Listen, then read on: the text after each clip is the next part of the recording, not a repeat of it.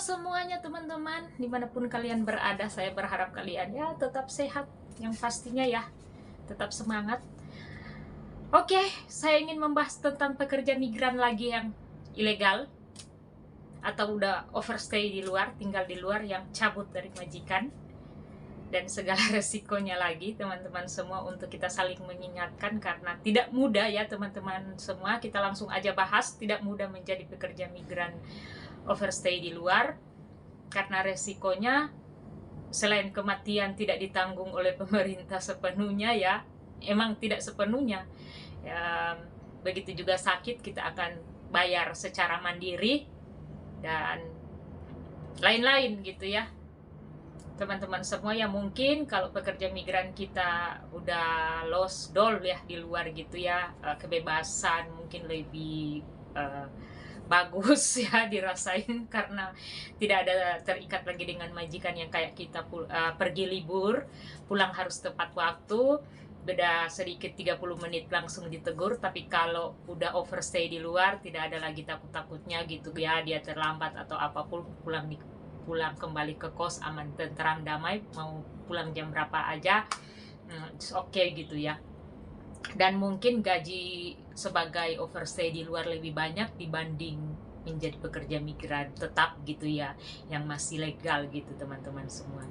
Di sini kita sharing aja, tidak menggurui, tidak apapun, kita hanya sharing biar ya sama-sama kita belajar untuk lebih baik ke depan gitu ya teman-teman semua. Jadi buat kalian yang mungkin melihat video saya, konten saya yang kalian sudah di luar, kita sama-sama belajar ya. Saya tuh juga suka hidup bebas gitu, tapi apa daya, takut jangan ada apa-apa nanti ke depan, lepas dari penjara-penjaraan dan apapun itu ya. Tapi ketika kita masih di luar terus kita sakit, uang kita tuh cuman habis untuk biayai kita.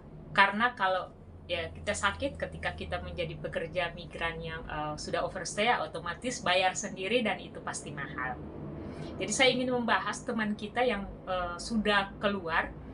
Saya sudah terbiasa juga, sudah ngobrol dengan yang bersangkutan juga. Dia sudah overstay di luar dan sekarang sakit mbaknya. Ya udah udah sekitar 49 tahun ya mbaknya gitu. Dan sekarang dia sakit. Saya bilang, ayo, kalau kamu sudah sakit, menyerahkan diri aja, lapor ke imigrasi, biar kamu ada kesempatan berobat, tidak lagi gimana-gimana takut nanti kan. Jadi kalau udah ada surat dari imigrasi ke dokter pun yang mungkin ada pengantar, walaupun mungkin kita bayar sendiri. Tapi teman-teman semua, dia sudah diawasi dari ya pihak imigrasi begitu, sementara dia berobat. Teman-teman semua tahu nggak, dia udah mengeluh saat ini udah keluar banyak. Dia sakit bayar $5.000, kadang 2.000 begitu katanya, dan sekarang masih sakit, belum sembuh-sembuh gitu teman-teman semua, masih ada sana di boarding house. Aduh teman-teman semua, jadi kalau kita memilih menjadi overstay di luar, itu resiko dimana kita membayar segala urusan kita, seperti sakit ya bayar sendiri. Dan dia sudah mengeluh, sudah banyak keluar uangnya teman-teman semua ya, sekitar katanya berapa, 70 ribu mungkin. Dan mau pulang belum, ini lagi mengurus kepulangannya gitu, belum di ACC untuk dia pulang, masih mau berobat lagi, sementara berobat gitu ya. Dan saya ini nggak tahu mau bilang apa lagi, mau bahas apa lagi nih tentang overstay ya teman-teman semua. Untuk itu, buat kalian yang mungkin sudah memilih menjadi overstay di luar, harap dipikirkan matang-matang, terus jaga kesehatan sebelum sakit itu datang ya. Semoga kalian bisa mengambil keputusan untuk melaporkan diri aja gitu kalau udah merasa kayak gimana ya teman-teman semua, karena tidak mudah kalau kita mendapat musibah kayak kematian teman-teman semua. Ketika kita mendapat musibah seperti konten sebelumnya saya sudah buat, yang pekerja migran di Makau meninggal, itu tidak bisa kita menyalahkan pemerintah untuk memulangkan teman-teman, selain dari keluarga sendiri yang memulangkan, artinya biaya dari keluarga. Kalau dari keluarga tidak bisa, ya mungkin ada komunitas yang bisa membantu. Ya kalau komunitas tidak bisa membantu, otomatis pekerja migrannya itu harus dimakamkan di negara setempat dengan biaya atau bantuan dari pemerintah. Dan biar kalian tahu juga bahwa tetap mengeluarkan biaya ketika kita juga meninggal di sini, dikuburkan di negara setempat kayak di Hong Kong, di Macau, ya tetap dong bayar gitu. Jadi teman-teman, semua resiko dari overstay itu memang nggak mudah, semudah yang kita pikirkan, tidak semudah dengan apa yang kita pikirkan yang suka bebas-bebas di luar. Tetapi kalau kita ada musibah seperti ini, ya itu susah gitu teman-teman semua. Jadi semoga teman-teman kita nih, yang saya bilang tadi, kita sharing, tidak mudah ya teman-teman semua ketika kita meninggal. Itu sudah ada peraturannya gitu ya, bahwa kalau kita sudah lost doll, sudah menjadi overstay di luar, kita meninggal, itu keluarga yang harus memulangkan dari uang keluarga pribadi. Kita tidak bisa menyalahkan pemerintah ya teman-teman semua untuk pemerintah nggak ada empati untuk tidak membantu pekerja migran. Pemerintah akan membantu, tetapi tidak ya sesuai dengan peraturan aja gitu.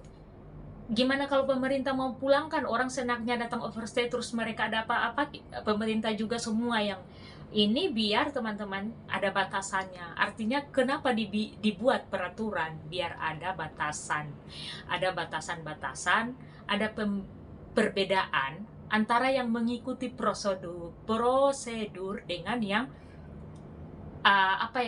kayak masa bodoh begitu, yang tidak mengikuti prosedur, yang kok saya belepotan teman-teman semua gitu. Jadi kita juga pegiat kemanusiaan, kita juga yang membantu teman-teman di luar, bukan berarti kita harus memaksakan pemerintah, ayo pemerintah kalian harus enggak, kita harus mengerti peraturan juga gitu teman-teman semua. Dan ini tidak mudah dan tidak gampang gitu. Kita terus mensosialisasikan buat teman-teman semua yang mungkin masih tinggal sama majikan, jangan sampai overstay. Kalau kalian punya masalah, problema, ganti aja, ganti, jangan bikin repot kehidupan ini. Kalau kalian tidak lagi srek atau gimana, atau tekanan batin selama kalian belum gila, ganti. Jangan membeli overstay. Ini buat saya gitu. Kalau kalian udah tertekan dengan majikan yang ada, ya udah jangan pilih overstay. Atau ketika kalian dalam tekanan, mungkin sudah tidak bisa mencari majikan lagi karena majikan menduduk kita, enggak, terus kita mengapply lagi mencari majikan baru, kita susah, laporkan ke KJRI. Jangan takut dengan KJRI Hong Kong, jangan takut dengan perwakilan kita. Mereka itu adalah bapak ibu kita yang digaji oleh kita sendiri untuk bisa mengurusi kita. Jadi jangan pernah takut gitu. So kembali lagi buat teman-teman tadi, pembahasan tadi, bahwa teman kita ini sampai saat ini uangnya sudah keluar banyak, hampir 100.000, nggak baik-baik, nggak sembuh-sembuh. Sekarang lagi ngurus pulang tuh. Gimana tuh? Saya pikir saya pun udah, ya kan kakak, saya panggil dia kakak, saya bilang kakak kan udah ngurus, ya udah urus aja kak, saya bilang, biar pulang gitu ya, sementara diurusi dia mau pulang ke Indonesia. Semoga cepat pulang aja biar bisa berobat di kampung. Takut kenapa-kenapa di sini lah susah lagi gitu ya untuk mencari biaya dan lain-lain seperti yang pekerja migran di Macau. Jadi teman-teman semua ingat ya, bahwa ketika meninggal, kalau yang udah overstay, siap-siap keluarga mengeluarkan uang gitu.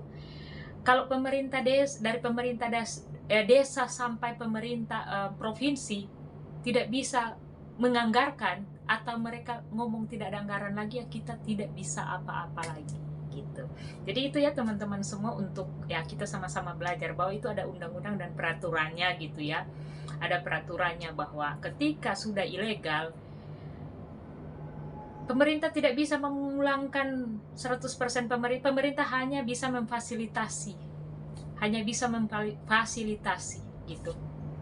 Tidak semua pemerintah tahu, no gitu.